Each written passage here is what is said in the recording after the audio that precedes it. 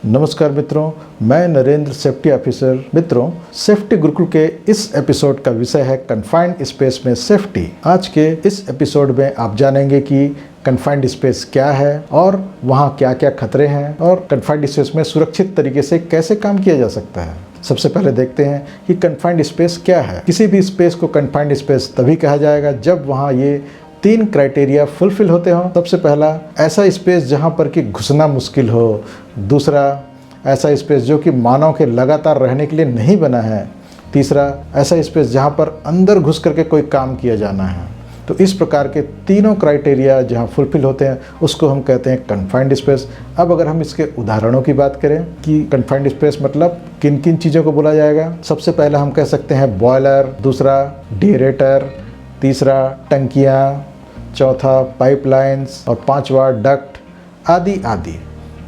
तो इन सभी को कहा जाता है कन्फाइंड स्पेस। मित्रों, अब हम देखते हैं कि कन्फाइंड स्पेस में किस किस प्रकार के खतरे हो सकते हैं। जैसा कि हमने पहले ही कहा था कि वहाँ पे घुसना मुश्किल होता है, तो घुसते समय वहाँ पर कटने या छिलने की संभावना भी हो सकती है। अगला हो सकता है कि कन्फाइंड स्पेस में जहरीली गैसेस हो सकती है, जहरीले वाष्प हो सकते हैं या जहरीला डस्ट हो सकता है जो कि प्राण घातक भी हो सकता है। तो इस प्रकार के खतरे वहाँ पर संभव हैं। अगला है, वहाँ पे ऑक्सीजन की कमी हो सकती है जिसके कारण सांस लेना मुश्किल हो जाएगा और व्यक्ति का दम घुट सकता है और मौत भी हो सकती है। अगला है, वहाँ पे ज्वलनशील गैसेस भी हो सकती है। अगर वहाँ पर किसी प्रकार का इग्निशन सोर्स मिल गया और ज्वलनशील गैसेस हैं तो फिर वहाँ आग लग सकती है, व्यक्ति जल सकता है और बड़ा नुकसान हो सकता है। अगला है फिसलन। अगर वहाँ पर पानी रहा तो काई जम सकता है, तेल हो सकता है, ग्रीस हो सकता है, जिसके कारण कि वहाँ फिसलन का वातावरण होगा और व्यक्ति फिसल करके गिर सकता है, चोट लग सकती है, हाथ पांव भी टूट सकते हैं, सिर में चोट लगने से फैटल एक्सीडेंट भी हो सकता है। कन्फाइंड स्पेस चारों तरफ से बंद होता है, सूर्य की किरणें नहीं पहुँच पाती, तो वहाँ अंधेरा भी होता है। तो ये भी एक खतरा है जिसके कारण व्यक्ति किसी स्ट्रक्चरल मेंबर से टकरा सकता है, उलझ करके गिर सकता है। तो ये खतरा भी किसी कन्फाइंड स्पेस में होता है। अगला होता है ऑक्सीजन की अधिकता।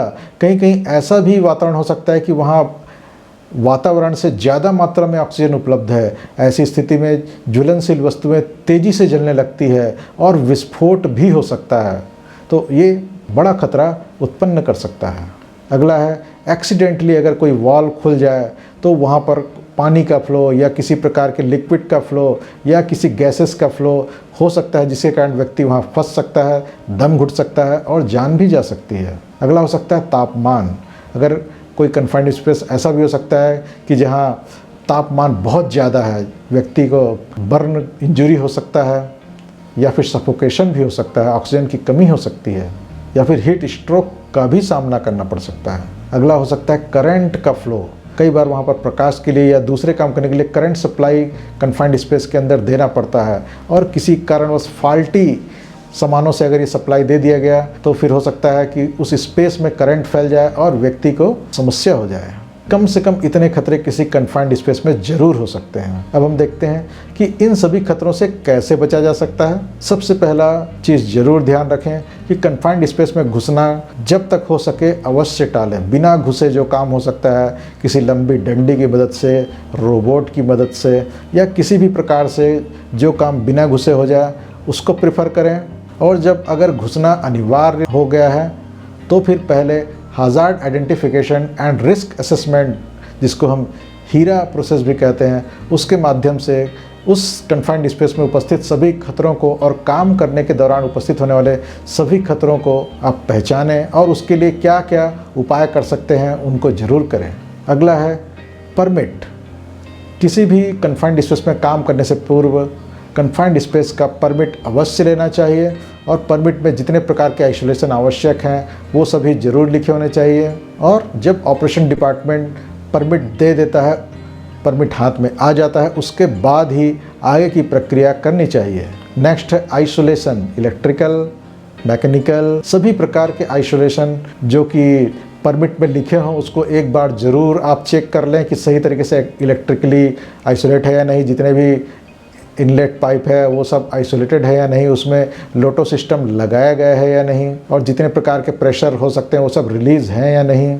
इतना सब चेक करने के बाद ही आप कन्फाइंड स्पेस में जाने के लिए तैयारी करें। अगला होता है खुला छोड़ना। कन्फाइंड स्पेस को खोल करके थोड़ी देर रख दें, वहाँ अगर किसी प्रकार का कोई गैसेस इंट्रैप्ड हो या प्रेशर इंट्रैप्ड हो तो वो बाहर आ जाए और फ्रेश एयर अंदर चले जाए, इसलिए उसको खोल करके जितना देर हो सके ज़रूर रखें। अगला है एग्जॉस्टर का प्रयोग। अधिकतर कन्फाइंड स्पेस में जहरीली गैसेस या ज्वलनशील गैसेस हो सकती है, तो एग्जॉस्टर के प्रयोग से उन सभी गैसों को बाहर निकालने के लिए ज़रूर कार्य करें। सभी गैसेस को बाहर निकाल दें, उसके बाद ही आगे की प्रक्रिया करें। अगला है वेंटिलेशन। चूँकि कन्फाइंड स्पेस में एयर सर्कुलेशन प्रॉपर नहीं होता, तो फोर्स्ड सर्कुलेशन के माध्यम से फ्रेश एयर को अंदर भेजने की व्यवस्था करें और अंदर के एयर को बाहर ले जाने की व्यवस्था भी करें, ताकि फ्रेश एयर का सर्कुलेशन अंदर बना रहे और व्यक्ति आसानी से श्वास ले सके, उसका दम न घुटे। इतना सब होने के बाद एक कॉम्पिटेंट पर्सन, जो कि गवर्नमेंट अथराइज्ड कॉम्पिटेंट पर्सन होते हैं, लाइसेंसधारी कॉम्पिटेंट पर्सन, उनके माध्यम से उस कन्फाइंड स्पेस की जांच कराएं और उनसे प्रमाण पत्र भी लें कि वहां पर कार्य किया जाना सुरक्षित है। उसके बाद ही कन्फाइंड स्पेस में कार्य कराना आरंभ करें। कन्फाइंड स्पेस में ज्वलनशील गैसेस हो सकती है या किसी कारणवश वहाँ पे आग लगने की संभावना भी रहती है, तो ऐसी स्थिति में जिस प्रकार की आग लगने की संभावना हो उस प्रकार का फायर एक्सटिंग्विशर अंदर जरूर लेकर के जाएं, ताकि आवश्यकता पड़ने पर आग को तुरंत बुझाया जा सके।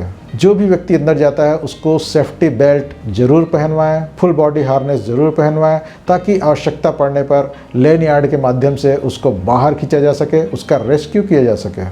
जो भी व्यक्ति अंदर गया है उसके हाथ में एक रस्सी बंधा होता है जो कि बाहर निकला हुआ होता है कन्फाइंड स्पेस के एंट्रेंस के बाहर, और जब तक व्यक्ति कार्य करते रहता है तब तक उसका हाथ हिलता है और हाथ के साथ साथ वो बंधी हुई रस्सी भी हिलती है, जिससे कि पता चलता है कि व्यक्ति एक्टिव है, कार्य कर रहा है। अगर किसी कारणवश रस्सी हिलना बंद हो गया, मतलब ये सीधा इंडिकेशन होता है कि व्यक्ति या तो बेहोश हो गया है या फिर किसी मुसीबत में है।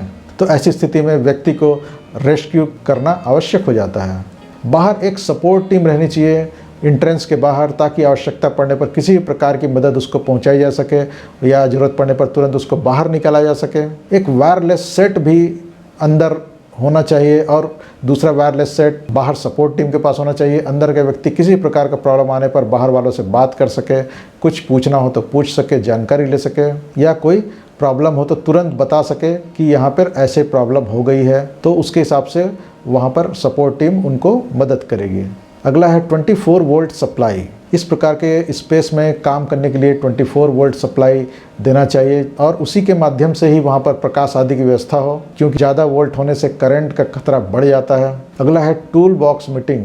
जब भी कन्फाइंड स्पेस में कार्य शुरू करना हो, सारा टीम तैयार हो गया है, उसके बाद जो भी अनुभवी सुपरवाइज़र है, उस फील्ड का एक्सपर्ट है, वो सारे वर्कर्स को सामने खड़े करके टूल बॉक्स मीटिंग अवश्य लेगा। सभी को उनके कार्य के बारे में बताया जाएगा, किस प्रकार से कार्य किया जाना है और कैसे कैसे प्रॉब्लम अंदर हो सकते हैं और उन प्रॉब्लमों से कैसे निपटना है, किस प्रकार से जान बचानी है और किस किस प्रकार के सुरक्षा साधन अपनाने हैं। तो ये सभी चीज़ों के बारे में जानकारी टूल बॉक्स मीटिंग में उनको दिया जाए और साथ ही जो भी वर्कर्स काम में अंदर घुसने वाला है, कन्फाइंड स्पेस में अंदर जाने वाला है, उसके हेल्थ और मेंटल स्टेटस की भी जानकारी लेना जरूरी है।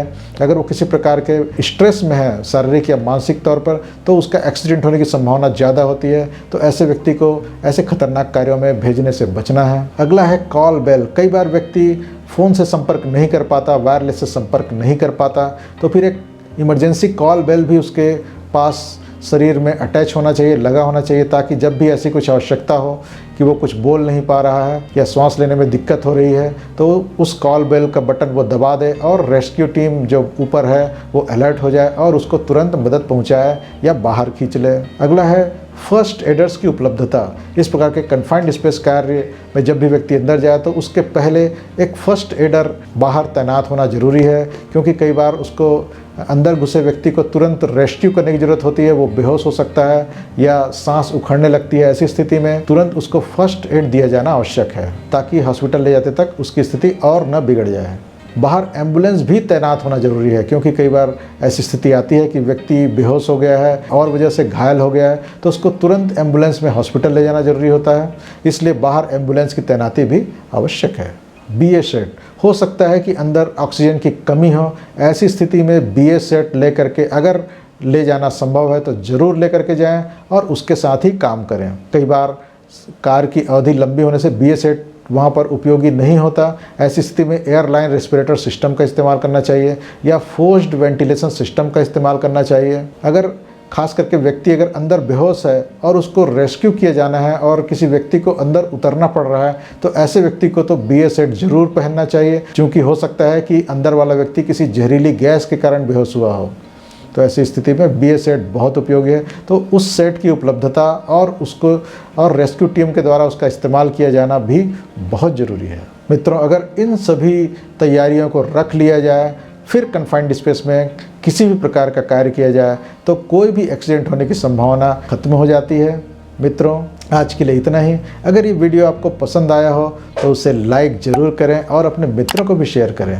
और अगर आपका कोई सुझाव हो तो कमेंट बॉक्स में डालें। और अगर अब तक आपने इस चैनल को सब्सक्राइब नहीं किया है तो उसे सब्सक्राइब कर लें और साथ ही नोटिफिकेशन बेल को भी ऑन कर दें, ताकि आगामी वीडियो अपलोड होते ही आपके पास तुरंत इसकी सूचना पहुंच जाए। अब हम विदा लेते हैं, मिलेंगे अगले वीडियो में। तब तक के लिए नमस्ते।